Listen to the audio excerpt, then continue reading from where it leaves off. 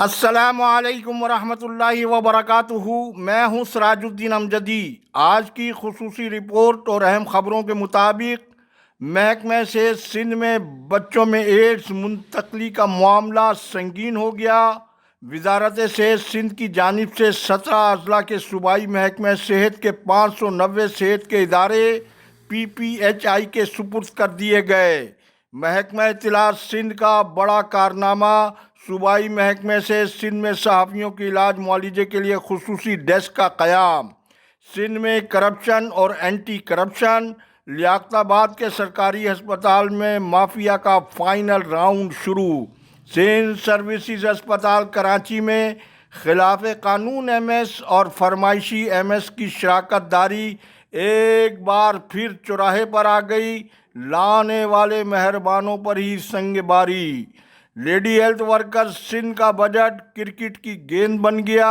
جن ناظرین نے اب تک چینل کو سبسکرائب نہیں کیا ہے وہ صحت اور صحت سے جڑے مسائل، سرگرمیوں اور خبروں سے باخبر رہنے کے لیے چینل کو سبسکرائب ضرور فرما لیں۔ جن دوستوں نے چینل کو سبسکرائب کر لیا ان کا تہ دل سے شکریہ۔ ویڈیو اچھی لگے تو لائک، کمنٹس اور دوستوں کو شیئر بھی ضرور کر دیں۔ ناظرین کرام، سندھ میں تخت زرداری کا یہ روشن پہلو ہے جہاں سزا اور جزا کے بغیر مٹی پاؤ آگے بڑھو کی پالیسی سے معاشرے میں بے حسی کا یہ عالم ہو چکا ہے کہ ضلع غربی کراچی میں محنت کشوں کے 150 بچوں کا تقریباً 10 ماہ قبل محکمہ محنت سندھ کے ہسپتال کلثوم بائی ولیکا میں ایڈز منتقلی کی تصدیق، اور اب تک ان بچوں میں 8-10 بچوں کی اموات کے باوجود ان بچوں کی زندگی کو بچانے میں محکمہ محنت کے علاوہ محکمہ صحت سندھ کے ماتحت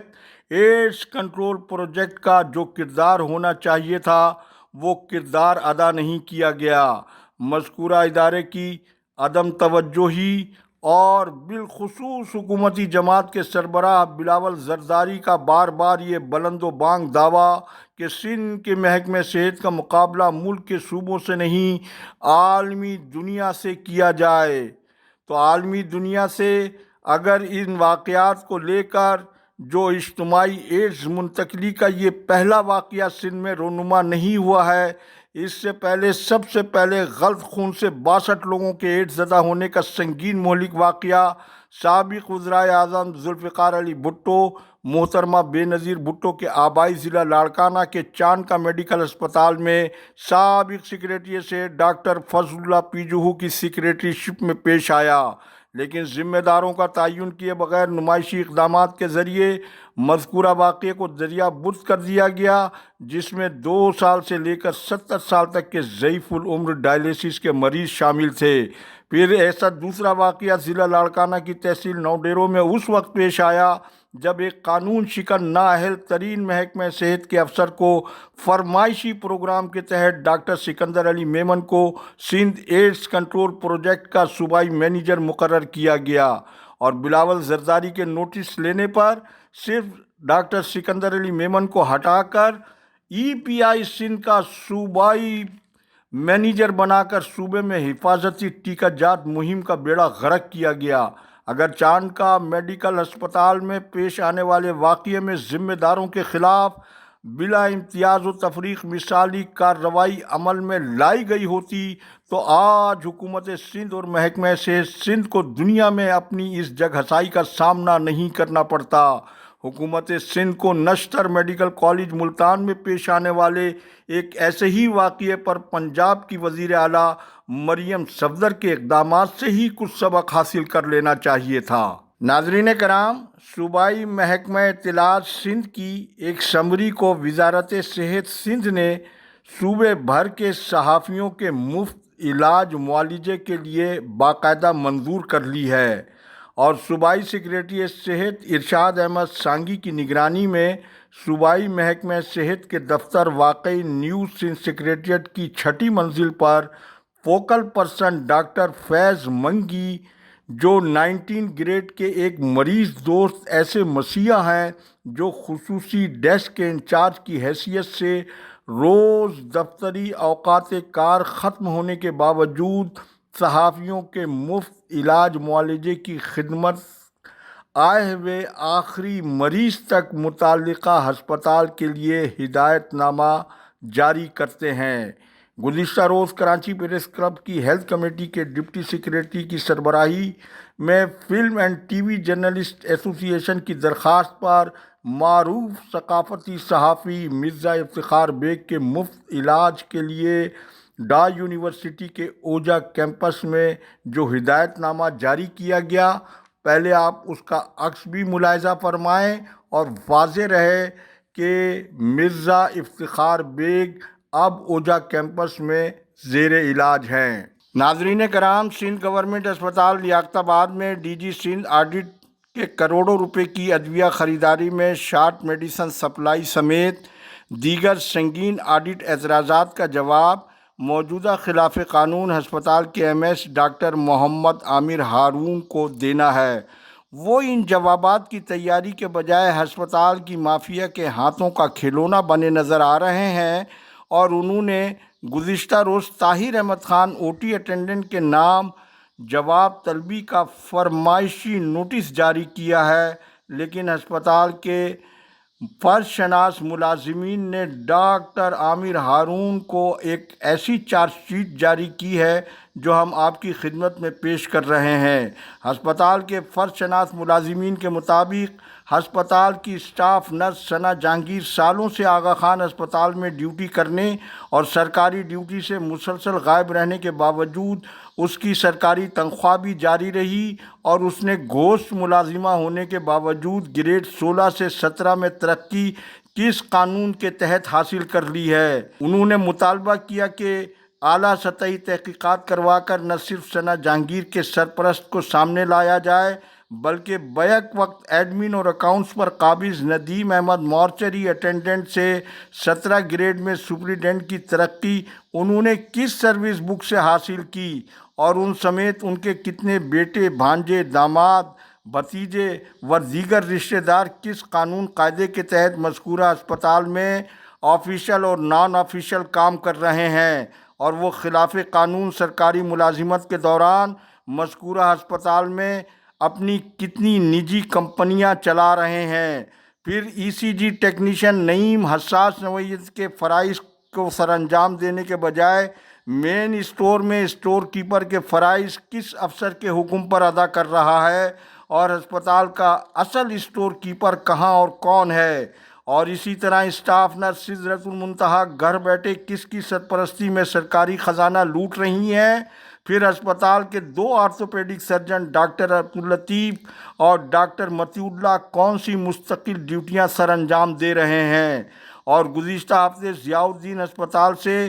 پرائیویٹ مریض کو نائٹ شفٹ میں مذکورہ اسپتال میں منتقل کر کے او ٹی انچارج شکیلہ کو رات کو بلا کر او ٹی کھلوا کر کس کے حکم پر یہ آرتھوپیڈک آپریشن کیا گیا؟ جبکہ ہسپتال کی ایمرجنسی کا حال تو یہ ہے کہ 2 ٹانکے لگانے والے مریض کو بھی عباسی اور سول ریفر کیا جاتا ہے۔ کیا صدر مملکت آصف علی زرداری کے مشیر صحت ڈاکٹر عاصم حسین کے نجی اسپتال ضیاء الدین کے مریض کے آرتھوپیڈک سرجری کا کیا لیاقت آباد کے سرکاری اسپتال میں ڈاکٹر عاصم حسین کے حکم پر یہ سرجری ہوئی ہے؟ جواب طلبی کے مذکورہ نوٹس سے زیادہ ہسپتال کے فرض شناس ملازمین نے کہا کہ یہ ان کی ابتدائی چارج شیٹ ہے جو اس امر کی غمازی کر رہی ہے کہ غریب مریضوں کا بے دردی سے بجٹ باپ کا مال سمجھ کر لوٹنے والوں کا انشاءاللہ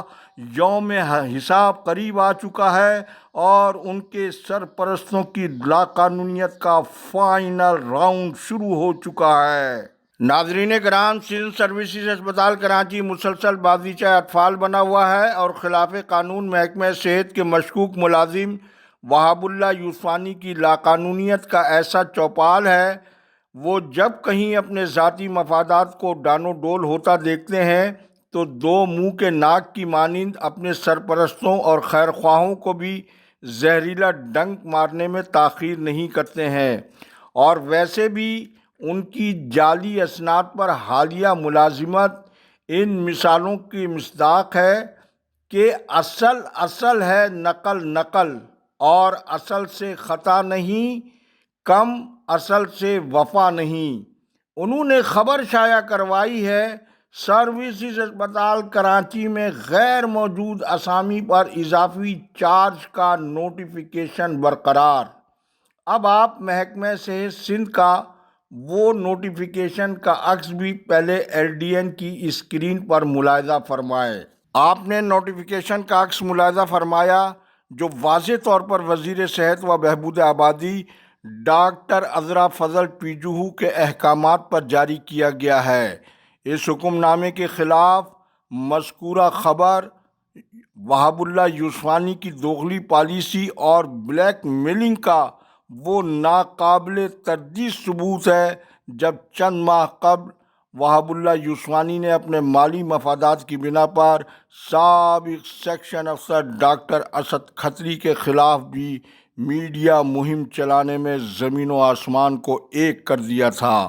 اور ریحان بلوچ بھی مذکورہ صورتحال پر سہم گئے تھے، جبکہ مذکورہ خبر کی روشنی میں 2 بار وہاب اللہ یوسفانی کو پہلے 14 سے 16 اور پھر 16 سے 17 میں اکاؤنٹنٹ کی ترقی کے رولز نہ ہونے کے باوجود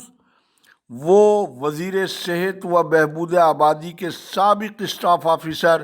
فہیم چاچڑ کے حکم پر سابق ایم ایس سروسز اسپتال ڈاکٹر سید محمد خالد کے حکم پر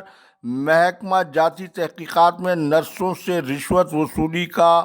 سنگین الزام ان پر ثابت ہونے کے باوجود انہیں 16 سے 17 گریڈ میں سابق ایڈیشنل سیکریٹری مولا بخش شیخ اور سیکشن افسر ریاض احمد رک نے کس قانون کے تحت وہاب اللہ یوسفانی اور سول اسپتال میرپور خاص کے شیر محمد چانیوں جو لوکل گورنمنٹ کا ملازم ہے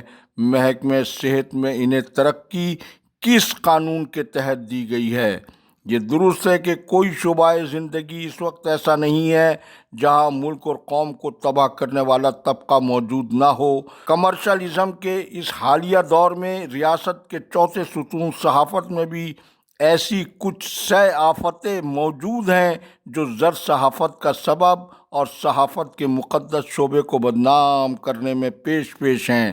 اور ایسا بھی نہیں ہے کہ محکمہ صحت کے ارباب اختیار سروسز اسپتال کراچی میں لاقانونیت سے بالکل بے خبر ہے، جب محکمہ صحت کی ساکھ اور وقار کو بچانے کے لیے ماضی قریب میں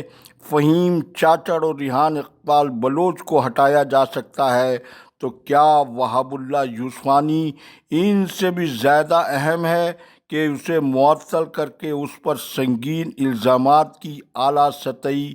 محکمہ جاتی تحقیقات کروانا وزیر صحت و بہبود آبادی کے لیے کوئی چیلنج ہے؟ آج تک کے لیے اتنا ہی۔ آج کی خصوصی رپورٹ کے آخری حصے میں محکمہ صحت سندھ میں ہائی کورٹ کے حکم پر کلرکس و دیگر اسامیوں پر ترقیوں میں ہونے والی سنگین بے قاعدگیوں کے خلاف حیدرآباد میں محمد اکرم ملح کی جانب سے پہلا مقدمہ صوبائی اینٹی کرپشن کی عدالت میں دائر۔ گزشتہ روز ہونے والی سماعت میں جس میں فرضی اور جعلی تقرری کے حامل شعیب رومی کو ترقی دیے جانے کے خلاف